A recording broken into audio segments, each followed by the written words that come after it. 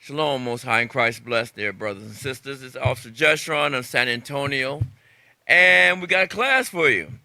Gluttony is addiction. Oh yeah, we got to talk about that because we think that it is probably just a little thing and we can overcome it. No, it's an addiction. It's even presented in the Bible as an addiction. First, I want you to understand that addiction is mentioned in the Bible one time. But apparently an addiction to Jesus Christ is a righteous and noble quality. I'm going to show you, brothers and sisters, comparative attributes of addiction to gluttony. Here are some signs of addiction. Can we pull up that first article by the Mayo Clinic? Because they have a list of signs to recognize, and you want to scroll down. Keep going, keep going, keep going, keep going, keep going until you see signs of addiction. Keep going. Signs of addiction. There it goes. All right, reader, I want you to read just the bold lettering, not all the lettering, where it says, first one says, always wanting more. You want to scroll. Okay, nope. You don't want to blow it up that much, unless you're going to do a lot of scrolling. Because all we don't read is the bold lettering. I just want the signs come out. Go ahead, reader. Signs of addiction. First one, you scroll down a little bit. You got to scroll up. This is what I'm talking about. Watch for these signs of addiction. Always wanting more. Financial problems. Inability to stop. Increased tolerance. Intense cravings. Loss of control. Loss of interest in hobbies or other people. Neglecting responsibilities. Preoccupation. Tongue tied. Risk tolerance. Risk taking. Secrecy. That's it. Oh. All right. Let's show some scriptures on alcoholism, because we're going to go through all of those one by one. And we're going to pull out scriptures and videos. Because I want to emphasize, because people don't tend to think as overeating as addiction. I mean, we see it now in the world, because there's more than just drugs and alcohol that's a problem. There's overeating, there's sex addiction, there's gambling, working too hard. And my uncle had suffered from that too, and had a breakdown. But we're going to focus on one, and that's the overeating, the gluttony. Give me Isaiah chapter 5, verse 11. The book of Isaiah chapter 5 and verse 11. Woe unto them that rise up early in the morning, that they may follow strong drink. Now, the characteristic is you're getting up and you're having a drink because you feel like you need that drink just to take off the edge and get through the day. That's an immediate sign. I mean, there's other alternatives. People get up in the morning and they exercise. You know, I've done that too. Exercise always gets rid of stress. Exercise always increases my patience. Always. So why not that one? And there's other forms, there's yoga and so forth. But not a drink. Drinking in the morning is a problem. Give me Acts chapter 2 and verses 13 to verse 15. Because this is an example of drinking in the morning. No, it's not it. Read. The book of Acts chapter 2 and verse 13. Uh-huh. Others mocking said, These men are full of new wine. But Peter, standing up with the 11, lifted up his voice and said unto them, Ye men of Judea, and all ye that dwell at Jerusalem, be this known unto you, and hearken to my words. For these are not drunken, as ye suppose, seeing it is but the third hour of the day. Seeing that it is but the third hour of the day. Drinking in the morning, it should always be a sign there's a problem going on. And it's not the drinking. Drinking is just a symptom. Let's get that clear. The drinking or the drugging or the overeating is just the symptom. There's a deeper problem. But we're going to help you recognize that even overeating is a problem. Give me Micah 2 and 11. The book of Micah, chapter 2 and verse 11. If a man walking in the spirit and falsehood do lie, saying, I will prophesy unto thee of wine and of strong drink.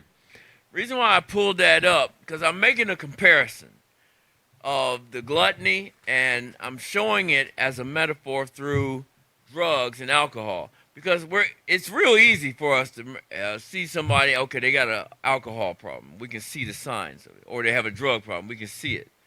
But it's hard for us to understand that eating too much or not having a healthy diet, there's a problem as well, and it is addiction.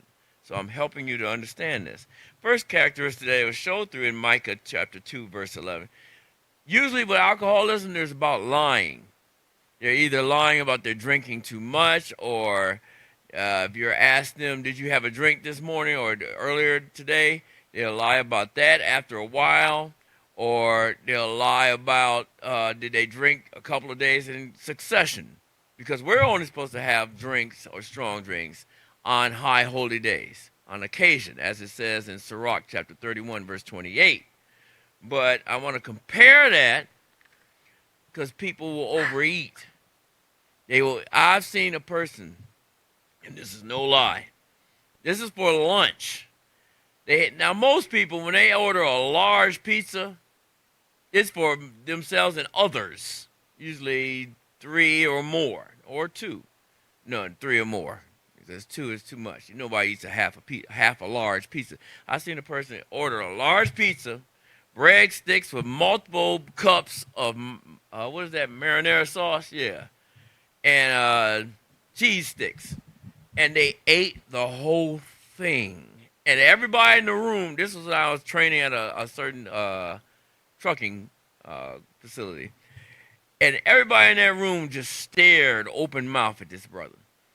And I saw this one girl confront him, in her feminine ways. What we saw, there's an issue. Nobody eats like that, but he sees it in his own mind. There's nothing wrong because everybody got to eat, right? And there ain't nothing illegal about eating, right? But that's not true. You're also killing yourself. Give me the Proverbs chapter 23, verses 29 to 35. The book of Proverbs, chapter 23, verse 29. Who hath woe? Who hath sorrow? Who hath contentious? Who hath babbling? Who hath wounds without cause? Who hath redness of eyes? They that tarry long at the wine. Stop. They that think about their next drink. Or in this case, they think about their next meal. Nobody be thinking you're supposed to have a meal, enjoy it, and that's it. Get back to work. It's all about the work, or the next activity, or the next what's on the agenda. Not about what's my next meal. No, your day should be saying, okay, I have an agenda for today to get some things done, and that's what my mission is. And there's different activities. It's not all work. It's other activities that's involved in an agenda. But people with a problem like overeating, their thought is, when's my next meal? What am I having the next meal? That's the problem. Go on. They that go to seek mixed wine. See that? And I'm always thinking of what I'm gonna have for lunch, what I'm gonna have for dinner, what I'm gonna have for breakfast tomorrow. No, go on. Look not upon the wine when it is red, when it giveth his color to the cup, when it moveth itself aright. At the least it biteth like a serpent, and singeth like an adder. And stingeth like an adder. Thine eyes shall behold strange women. So now I'm looking at other races of women. And thine heart shall utter perverse things. Things that are not aligned with God's word. Go on. Yea, thou shalt be as he that lieth down in the midst of the sea. So now I'm finding you in other places where you ought not to be. Or as he that lieth upon the top of a mast. Another place where I ought not to be. Like, I'm always in a smorgasbord. Come on, I mean, okay, people go out to eat, but if you're always in the same place where there's a lot of food, there's something wrong. Go on. They have stricken me, shalt thou say, and I was not sick. They have beaten me, and I felt it not. When shall I awake? I will seek it yet again. They have beaten me, and I felt it not. You have pains in the morning or pains when you got through eating, and you can't understand that you overate. There's something wrong because you overate. You're having these pains. You have to recognize One thing I remember when I was in AA out in the world, my counselor, which we're supposed to get, even the Bible says that in Sarak 6 and 7, get a counselor. They call it a sponsor. The counselor tells me one thing addicts have a problem with is recognizing the obvious. What's obvious to it should be obvious to you, but it's definitely obvious to other people who are watching you. All right. Go on to, nope, I have to say this. A common attribute that tries to dismiss the addiction is obsessing with a career, job, or talent to overlook the problem. Examples of this behavior is like, let me give you an example. I'm getting a new job in nursing, and I really have to get this job because it's better pay. It'll elevate me as far as income. It increase my standard of living, and I'm gonna get everything together. And I'm not gonna have to worry about this addiction. It'll keep me busy. But I'm gonna tell you right now, getting a new job or a new career, and it's better for you. That job will never, ever solve the problem. I've seen too many examples of this. Or here's another example. Another example. I'm getting my CDLs, and I'm going into trucking, so I have to learn this and get this done so I can get started in my new career. Doesn't work. Give me that first video. No, the next video. Video number 2.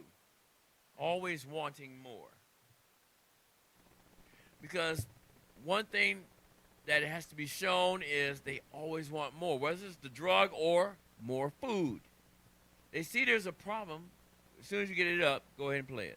That people who are obese and overweight can literally eat more food. And so when they do that, they gain more weight. And then to maintain the body that they've created from over-consuming calories, they have to eat more calories or else they'll lose weight. What was that right there? That people who are obese... All right, you get the point. The point is, you see that you're overweight, but you don't want to stop it. You don't want to address it. You're overweight. You're out of shape. There's a problem. But like I said, addicts have a problem at looking at the obvious. Give me that next video. Video number 3. As soon as you get the video up, play it.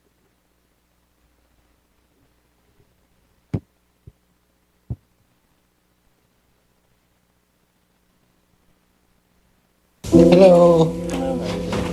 I'm Nathaniel Zardan. My name's Ashley. You are what, 27?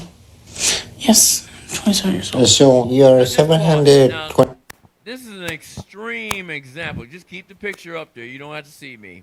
Keep the picture up there. Let it go for a few seconds. Test it. 5 pound. Tell me. Right there. So back it up just a little bit. I want the woman. I want you to see the obvious part right there. Come on, y'all. She doesn't have a neck. Okay? She doesn't have a neck. She's at the verge of having multiple chins. Okay? There's an obvious problem. Now, like I said, this is an extreme problem. But why wait till it gets to this? Because I'm trying to lose weight myself. It's hard to lose weight, especially at 60. When I was young, it was real easy. Just exercise a little, cut back a little when I was 20 and 30, and I was always skinny. I say skinny because it wasn't just thin. I remember praying to gain weight. But now it's a different story. Anyway, getting back to the point.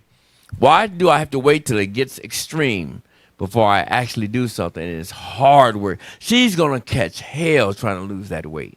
And that's why a lot of our people are going through this surgery. And one thing about the doctors, they say that should be the last resort. You should never have to go under the knife, get an operation to do something you can do naturally, like go to the gym and work out, manage your diet, watch what you eat, eat more healthier, eat less meat and more fruits and vegetables. These things help you lose weight naturally, not cut it out because it doesn't address the problem. It's a lifestyle change that I must change. Go on, play out the video.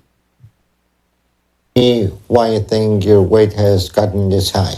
I eat too much. When I sit down and actually have a meal, I eat enough for probably 3 or 4 regular people.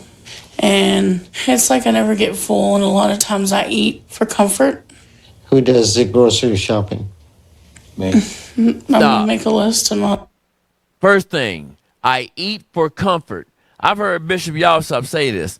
We're not supposed to eat to live. We're supposed to, no, we're not supposed to live to eat. We're supposed to eat to live. Meaning I'm supposed to eat only enough to get my fill and stop. Once I get my fill, if there's still more on the plate, stop.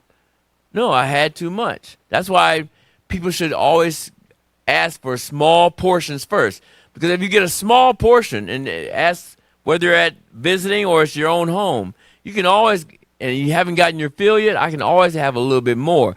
But never pile it on my plate. Go on. Husband goes in for me. All right. Ashley has created an environment where she can deal with life without constantly eating.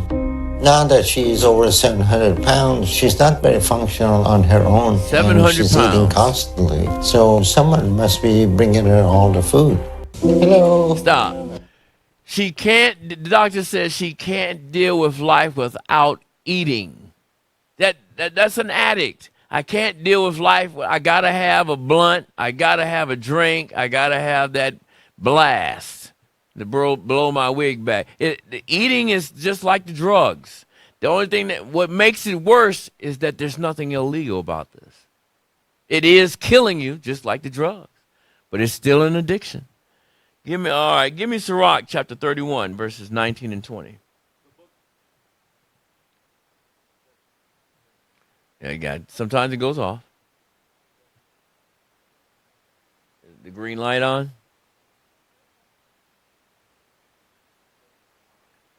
Having a little technical difficulties, y'all. Don't bear with us. Check. I hear 'em. Check. All right. The book of Sarak, chapter 31, in verse 19. A very little is sufficient for a man well nurtured, and he fetcheth not his wind short upon his bed. One way to stop gas, stop overeating. Only ask for small portions. Go on. Sound sleep cometh of moderate eating. Only have enough to get your fill, and you'll get sound sleep. Go on. He riseth early, and his wits are with him. You ever wake up and it's like fog? Yeah, that's because you overate. But when you ate a little and digest it off, 2 hours usually is what's recommended before you go to bed. And when the next morning you wake up and it's like your brain is functioning. All pistons are firing. Go on. But the pain of watching, and choler, and pangs of the belly are with an unsatiable man. Yeah, all them pains, obvious things. Remember I said, the counselor told me, an addict has problems looking at the obvious. Give me video number 4. Is it video number 4 or article? Okay, cool. Bring it up. Financial problems, stress. All right. Read that. Hold on. Let's read the title first. Let's go down. Binge eating, dealing with strained finances. Read that paragraph right there. Financial strain stresses more than the pocketbook. Research shows money problems break up marriages. Yep, appreciate you. Cause migraines, muscle tensions, even heart attacks. And money issues can drive someone to binge eating as a way of release the stress, as a way to release the stress. Right. And Americans rack up debt. Cortisol levels should go down. Go up. Keep scrolling. There it is. What is cortisol? What is cortisol? Cortisol is secreted by adrenal glands when we're under prolonged stress. And this cortisol increases appetite. It does what? Increases appetite. Okay. Under stress. Go on. And may also ramp up motivation in general, including the motivation to eat, according to the Harvard Health Report. That's enough. So even under stress can cause overeating.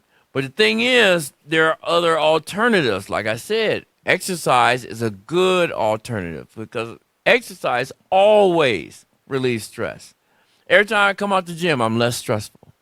Every time I come to the gym, Out the gym, I'm more patient about just moving around and functioning for the rest of the day. I'm not grumbling and whatnot to do the next task. No, I just came out the gym. My muscles are tired. I'm relaxed. I'm more level-headed, so to speak. All right, give me the next. Is it a video? No, Proverbs chapter 23, verse 21. The book of Proverbs, chapter 23, verse 21. For the drunkard and the glutton shall come to poverty. Why am I showing that? Because just like in alcoholism, you will come to poverty because you're constantly spending your money on things you shouldn't be doing, but also overeating. The drunkard will come to poverty the glutton will come to poverty just like the drunkard and the addict, the drug addict. So don't make, even in the Bible it's telling you, the glutton, the person who overeats, who's constantly thinking about food, yes, you will think of all you're thinking and spending your money on is food. You're going to come to poverty because you never gain anything. It may take a short time or a long time. Either way, it's going to come to poverty. Give me that short number 5, video number 5. I want to talk about the inability to stop, that snacking. As soon as you get it, play it. Snacking? Do you often find yourself in the evening hours binge eating or overeating on snacks? Let me ask you a question. Is it possible that you're not actually out of control, but that your body's just asking you for a meal or a balanced meal's worth of energy from all of those snacks? Are you out of control? All right. I've heard people many times say this. You need more leafy green vegetables because greens and green vegetables and whatnot, they have a chemical in them that curbs your appetite. That's why the keto diet does what it does. Not only does it fill you, it curbs your appetite. You're not hungry right afterwards. You ever had something and right after you have it, you want more of it? And I'm talking about food, not drugs. Like, what was that, Popeye's chicken sandwich? And they showed people ramming different people's cars in the drive-through lane just to get that chicken sandwich. That's an addiction. There's some foods that you should not be eating a lot of. Probably not all, because the way they prepare it, it's addictive. Oh yeah, that's what kind of world we're living in right now. Our food industries, they're making foods that are addictive. I know you didn't know that, but you got to know that to know what you're dealing with. Go on to the next. Increased tolerance. Because you are overweight or obese, now you feel like you have to eat more than normal to maintain cravings. We showed a video stating a person eating more due to having a bigger body, all right? But now you have to eat more to keep up. But see, you got to recognize there's a problem. Next category, intense cravings. Give me that video number 6. Let me show you something. Find yourself overeating at night or raging the pantry at 3 or 4 o'clock and you're just eating all the snacks and feeling out of control with eating. There's many reasons this could be happening, but one I see very frequently starts right in the morning with this caffeine, the big old cup of coffee. What many women are doing is they're using this as their breakfast and they're not fueling their bodies early in the morning. So then later in the day, they get hungry and they can't control their hunger. Eat, don't just drink. All right. Because you don't have to have nothing. If you want to have one meal a day, all right, but pick a time to where it's going to satisfy you for the rest of the day. Some do it early in the morning. Some do it at noon. You have to know yourself on that one. So for those that got to have something to carry on for the rest of the day, a muffin will help. Even a muffin or like a banana or some kind of fruit. Loss of interest, depression, and overeating. Give me video number 7. As soon as you get it, play it. 15 behaviors depression might prompt. Depression, There's a a time complex stamp on and this, challenging right? mental health condition, can manifest in various ways, influencing There is. behaviors and perspectives. Understanding these behaviors is crucial for individuals, their loved ones, and society at large. There's a time stamp. Here are 15 things depression might prompt individuals to do. 1. Social withdrawal. Isolating from others. Depression often leads to social withdrawal, where individuals may isolate themselves from friends, family, and social activities. The desire for solitude becomes a coping mechanism. 2. Changes in sleep patterns. Insomnia or excessive sleep. Altered sleep patterns are a common manifestation of depression. Some individuals may experience insomnia, while others may find themselves sleeping excessively as a way to escape emotional pain. 3. Loss of interest, anhedonia. Anhedonia, the loss of interest or pleasure in previously enjoyed activities, is a hallmark of depression. Hobbies and passions that once brought joy may no longer hold the same appeal. 4. Difficulty concentrating, cognitive fog. Depression can affect cognitive functions, leading to difficulty concentrating or making decisions. This cognitive fog can impact work, academic performance, and daily tasks. 5. Changes in appetite, overeating or loss of appetite. Fluctuations in appetite are common with depression. Some individuals may experience overeating, seeking comfort in food, while others may lose interest in eating altogether. 6. There it is, 134. Now, the main theme throughout that is the depression, like there's no hope. So you're eating for comfort because you have no hope. And the reason why you have no hope, and they mentioned anhedonia. I know this isn't on the list, but give me Romans 15:4. Because, see, our hope is in these scriptures. But for people who are not with God, who aren't in obeying the laws, statutes, commandments, and ordinances of the Lord, they have no hope. So one attribute of having no hope, and your mind has now become sick, is comfort eating. Read that. The book of Romans, chapter 15 and verse 4. For whatsoever things were written aforetime were written for our learning, that we through patience and comfort of the scriptures might have hope. See, our comfort comes from the scriptures. We know what comes next, and we're preparing ourselves to endure in that. Prep video number 8, the anhedonia. They mentioned that in that previous video, and the depression. See, we understand, even with the Bible. Well, let me first show the video, and then I'll say this. As soon as you get it up, go ahead and play it. Are you noticing that things that you typically do or things that typically bring you joy are no longer? Check out this video to understand what you might be experiencing. Hey everyone, I'm Dr. Marshall Bewley. I'm a licensed psychologist and I'm located in Denton, Texas. So anhedonia is the inability to experience pleasure or joy from things that typically would bring you pleasure or joy. Oftentimes when people are experiencing depression, they experience anhedonia. For instance, if you're a big gardener and you notice that you don't really care about your garden or you don't really care about picking out new flowers or vegetables, that's a good example of anhedonia.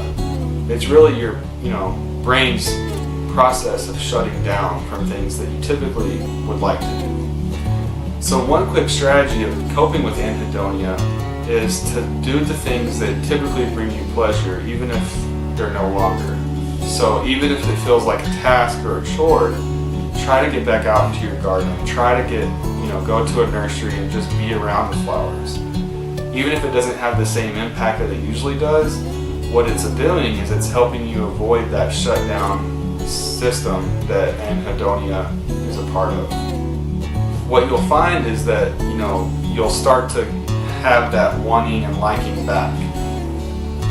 So that's just a quick strategy of coping with anhedonia. If you experience it and you would like to talk further, please schedule a phone consult and I'd be happy to talk further with you. Have a good day and take care. All praises. Now, the typical theme through that is people in the world, they have things that give them pleasure. But as time goes on, it stops giving them the pleasure that at the beginning they had. And the situation is to carry on and keep doing them, no matter, even if you have lost interest in it. The same thing it says in the Bible, and Bishop Nathaniel always says this. In the beginning, he had pleasure doing researching the scriptures, applying it, and praying. Study, pray, and apply.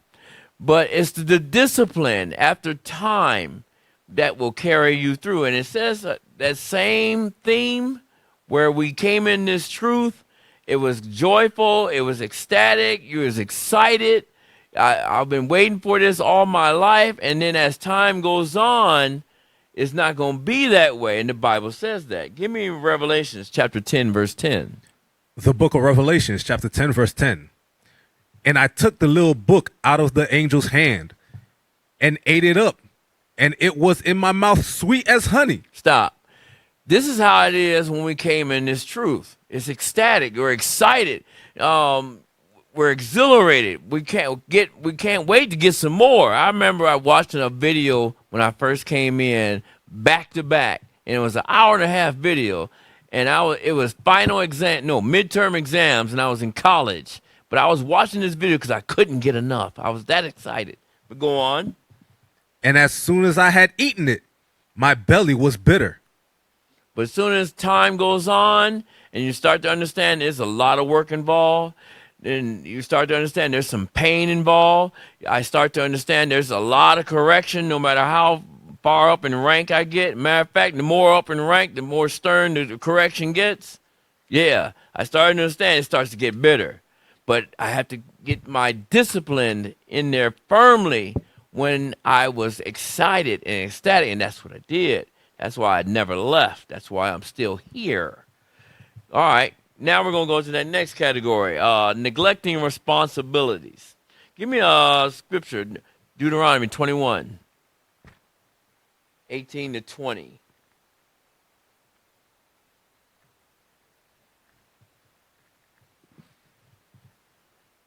The book of Deuteronomy, chapter 21, in verse 18.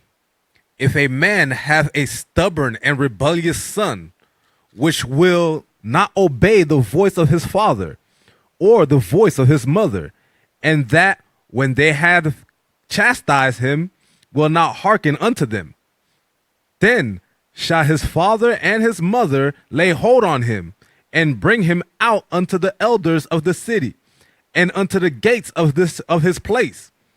And they shall say unto the elders of the city, This is our son. This our son is stubborn and rebellious. He will not obey our voice. He is a glutton. He is a what? He is a glutton. Overeating. Go on. And a drunkard. Alcoholism. Alcohol. All through the Bible, you see instances of that. The drug abuse and alcoholism is related to gluttony, because gluttony is an addiction. Now give me under the next occupation, preoccupation is the next category. Give me video number 9. Now, neglecting the responsibilities, that's an instant sign that there's a problem. But it goes with the preoccupation as well, because they're constantly preoccupied. Whether it's the drugs and alcohol or the gluttony, there's that constant preoccupation. Play that. Ever noticed how loud the food noise in your head can get? Calories, carbs, macros, what to eat, what not to eat, what did I eat? It's exhausting, isn't it?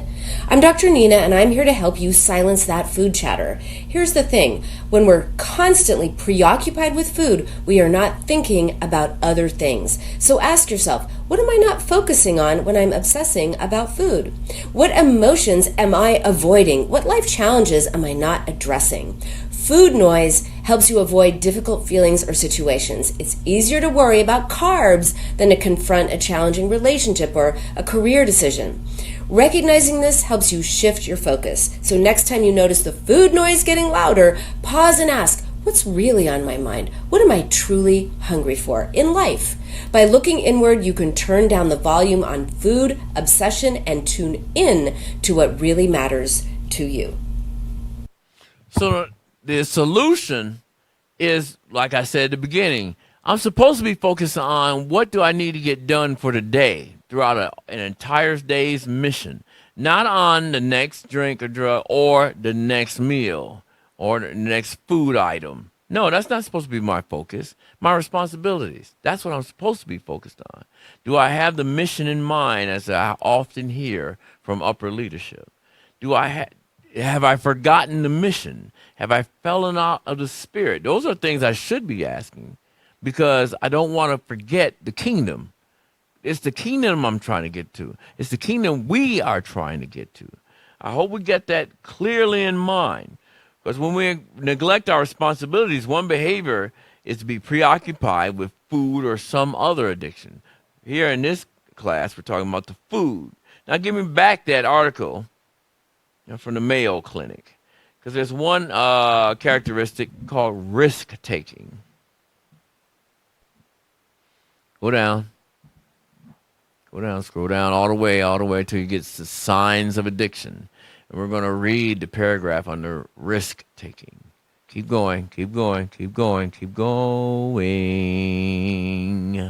And you go stop, go back up. There you go. There it is. Now read risk-taking there. Risk-taking, driving, or doing other risky activities like stealing when you're under the influence. When you're under the influence. Now here it's talking about drugs, but we don't think about people who have a weight problem as stealing. But trust me, overeaters can steal. They'll steal the Oreo packets, or they'll steal the candy bar, or they do some crazy stuff. I've seen people hide stuff, hide food. I've seen that. It's crazy and it's insane, but it happens. Risky activities like stealing when under the influence. Give me video number 12. There's a timestamp on it.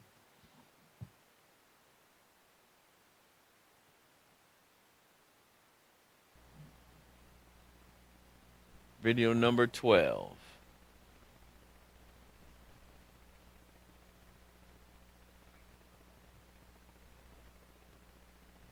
All right, we have to take, because in video number 12, food fix. Can overeating really be an addiction?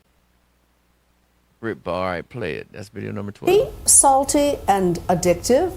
It's a controversial theory, but some doctors claim you can actually get hooked on food, and that sugary processed foods can work on your brain like a drug. Others say addiction doesn't apply when it comes to food, something you need to survive. Well, ABC's Juju Chang met one woman who tried a 3-step program to lose the pounds for good and gain control of her life. Tara Costa calls herself a recovering addict. The substance she abused? Food. The former plus-size model wasn't just overeating, she was out of control. Give me the full-on experience. I would get wings, waffle fries with cheese and gravy, and I would pick up a pint of Ben & Jerry's and a box of Pop-Ums, and that meal alone was probably around 6,000 calories, if not more. By the age of 22, she tipped the scales at 316 pounds and then decided to shed the weight in the most public way possible on the TV show The Biggest Loser.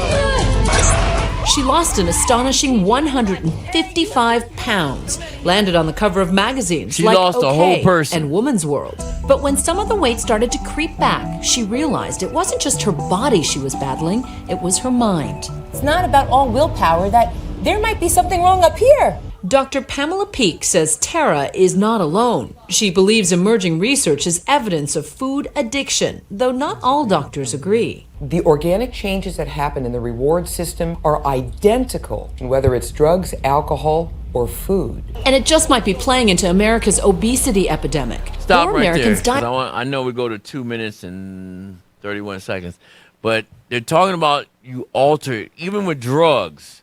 I've heard in many a program, when you do drugs and alcohol or overdrink, you alter your brain patterns. You've altered your brain, period. And now you have to realign your brain the way it's supposed to be. Go on. Same with overeating. When you overeat and you go and you're out of shape and whatnot, you've altered your brain patterns, just like the drug. That's what's happened. And when you start to lose weight, it's not enough to just lose the weight. You now have to realign your mind. Go on and play it to 2 minutes and 31 seconds. I have obesity-related diseases than all cancers combined. Dr. Peake back it up argues a for some second. You people. got to catch that part. Back it up a few seconds. There it is. Okay. And play it. Mind. Dr. Peake Nope, argues back it for up some some more. people. I want to back it up. Keep going. Right there.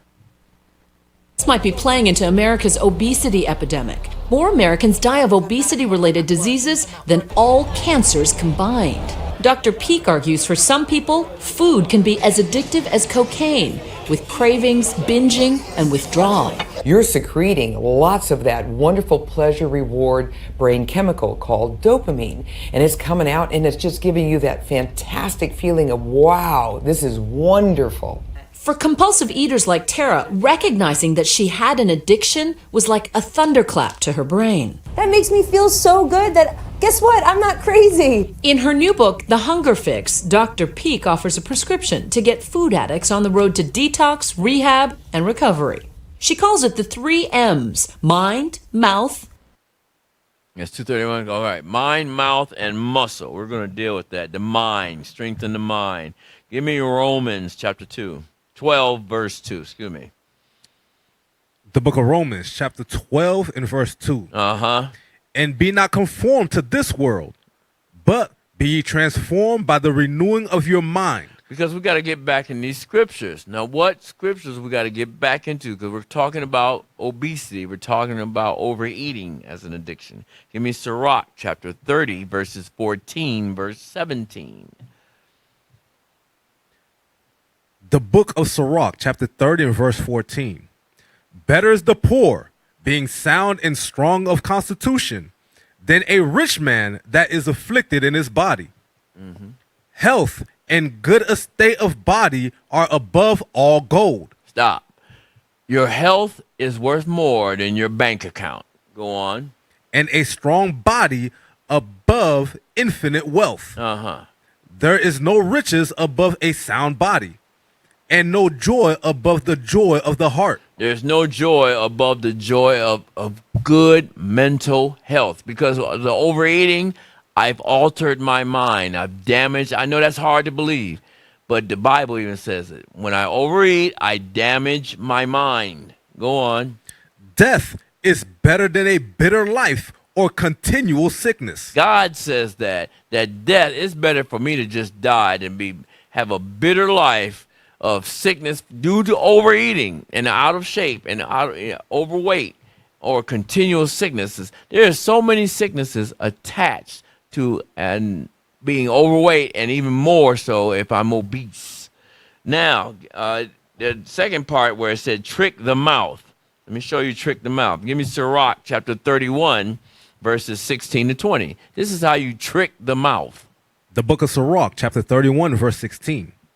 Eat as it becometh a man, those things which are set before thee, and devour not, lest thou be hated. Eat as it becometh a man. Eat only what that will fill you up. That's what it's telling you. Bishop Asaph said that all the time. Go on. Leave off first for manners' sake. Don't be the first one to grab some food. We're all going to say we're all in a banquet for a high holy day. Don't be the first one to go get the food. Just be the second one or the third. Go on. And be not unsatiable, lest thou offend. When thou sittest among many, reach not thine hand out first of all. A very little is sufficient for a man well nourished, and he fetcheth not his wind short upon his bed. Right. It'll cut down on gases. Another way to trick the mouth. Sarak chapter 37, verses 29 to 31. This is how you trick the mouth. In the first part, it tells you how to eat.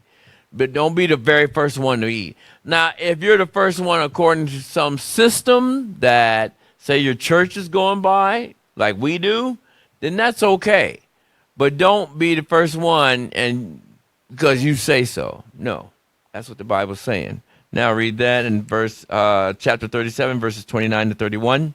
The book of Sarak, chapter 37, verse 29. Be not unsatiable in any dainty things, nor too greedy upon meats. For excess of meats bringeth sickness, and suffering will turn into choler. And surfeiting will turn into choler, right. Excess of meats. We've been told in this truth, we got to eat more fruits and vegetables. That was the first thing I heard from Officer Nariah. I got to eat more fruits because I was eating very little fruit. Just very little. Go on. By surfeiting, many have perished. But he that taketh heed prolongeth his life. He that taketh heed will prolong your life. Meaning no overeating. That's how you trick the mouth. Now, move your muscles. Give me 1 Timothy 4:8. This is what it says about moving your muscles. The book of 1 Timothy chapter 4 verse 8. For bodily exercise profiteth little, but goodness is profitable unto all things. But godliness is profitable to all things. Godliness, meaning keeping these laws, statutes, and commandments. In this particular class, keeping these laws that pertain to food and how to eat and when to eat. That's what godliness is. But exercise is just as important. It profits little, but it does profit. Understand that. The last category that article brought up was secrecy. Give me James chapter 5 and verse 16. Because they start keeping secrets of how much you eat. The book of James chapter 5 and verse 16. Confess your faults one to another, and pray one for another, right, that ye may be healed. That you may be healed. Because, see, if I don't confess, this is what's happening to me, what's going on, I'm not going to get no healing. It's the very first step of any 12-step program.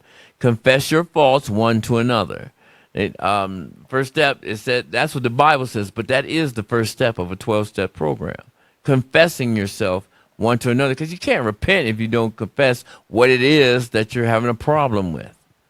I remember at the beginning of this class, I told you the addiction is mentioned in the Bible. And we're going to get that. 1 Corinthians chapter 16, verse 15.